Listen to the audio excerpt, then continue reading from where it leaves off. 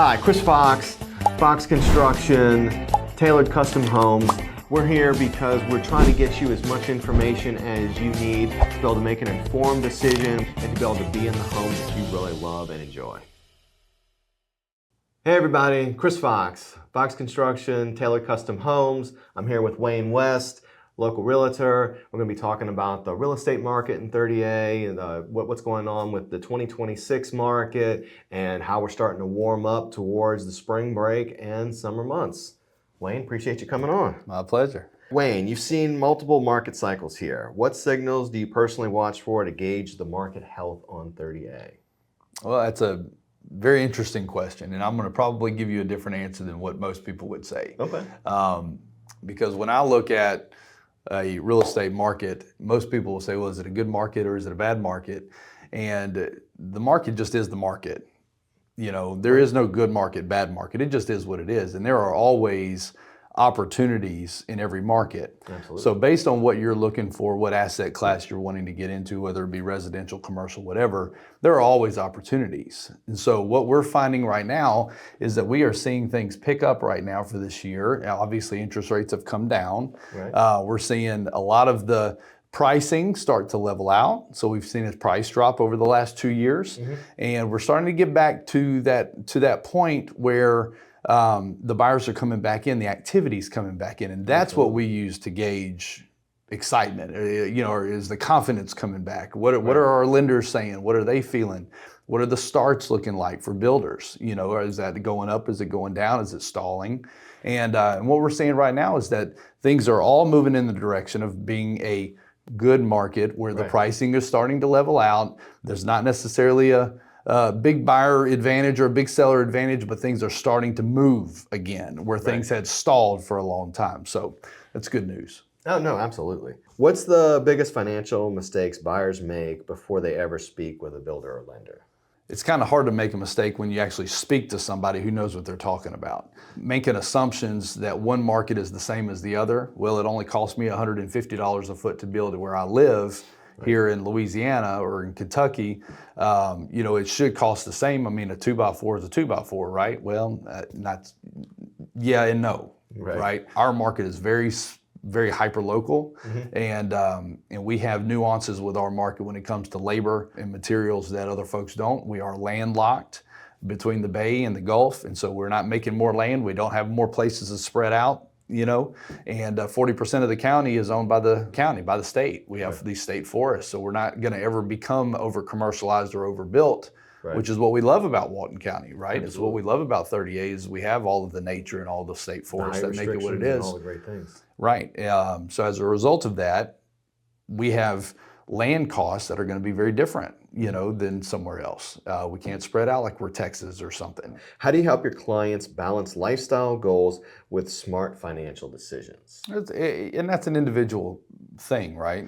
You've got 3 different tiers of customer that I've learned. You've got your primary resident that's moving here. You've got your half-timers. You know, we're going to rent it out, but that's not the primary focus. We're going to also want to use it, which means that we need to we need to be in an area that we want to be.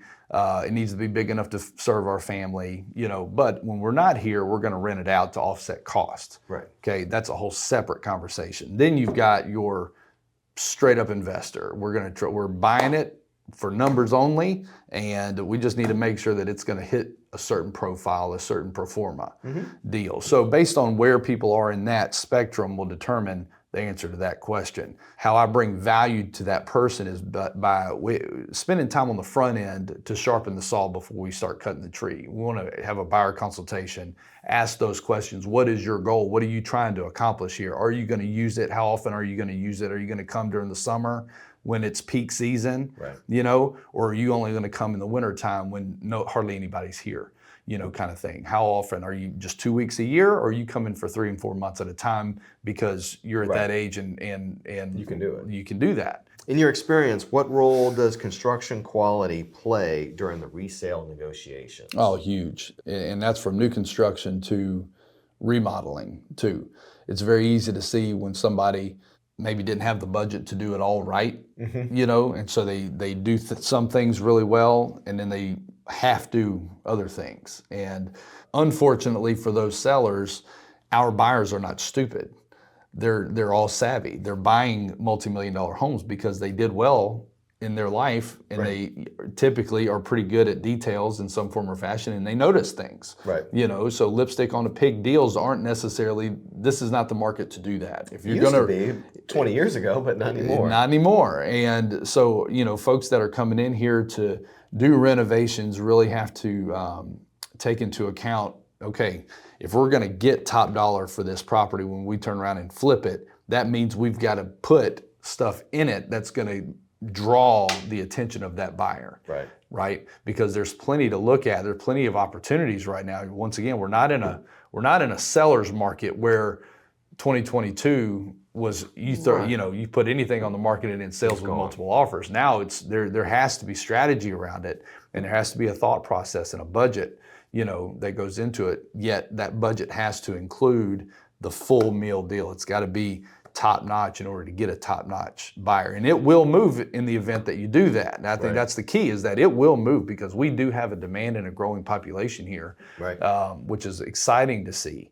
One of the things I always try to work with clients is letting them know when we're going through either the design phase of it or making selections, that they're making smart decisions for that potential exit strategy. Because I've told people, like, I can't tell you how many people I've built for that, oh, this is our last house. 2, 3, 5 years later, they're on to a new house. They thought that was going to be their last house, but you know, a life-changing event happened, and they're out the house. Right. So I always tell people, you know, one of the big things is, and I think it's more of a recent, you know, last 10 years trend, but nobody wants tubs in houses anymore, unless it's the freestanding tub. But they want all these showers, and I'm like, look, you know, you really need a tub in this house just for resale. And they're like, man, really? I'm like, yeah, put it in one of the secondary bedrooms that you're not going to deal with. At least one. Just one. You know, it's just some of those basic things of making sure that the spaces are right, water closets, you know, where the little toilet room is and whatever, making sure that those are big enough. Because, you know, a guy, Ron Doman, you know, a great architect, you know, been in the area for, you know, forever. And he told me, when you're designing houses, always plan for the proverbial 400-pound guy, because you can't have a space too small, because he's not going to buy the house. He's not going to buy the house. He's not going to rent the house.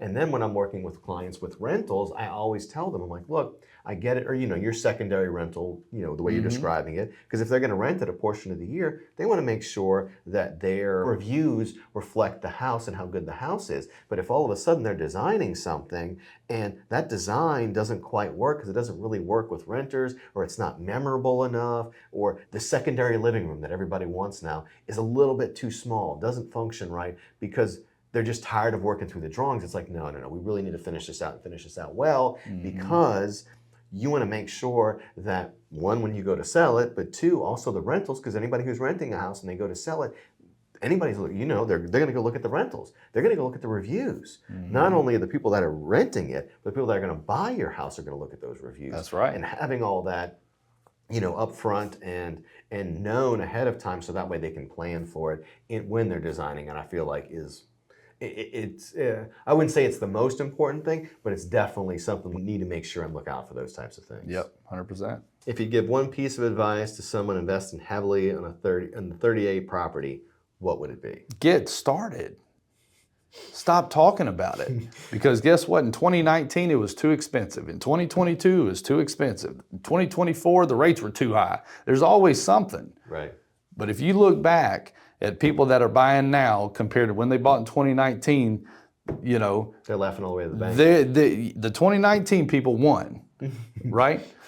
Our market has always done well, and there are always opportunities in the market. Right now, the main thing that I'm finding is that, you know, the 3.5% interest rates, 4% interest rates, obviously you can't go get a new loan and get that. Right. Guess what? They're still there.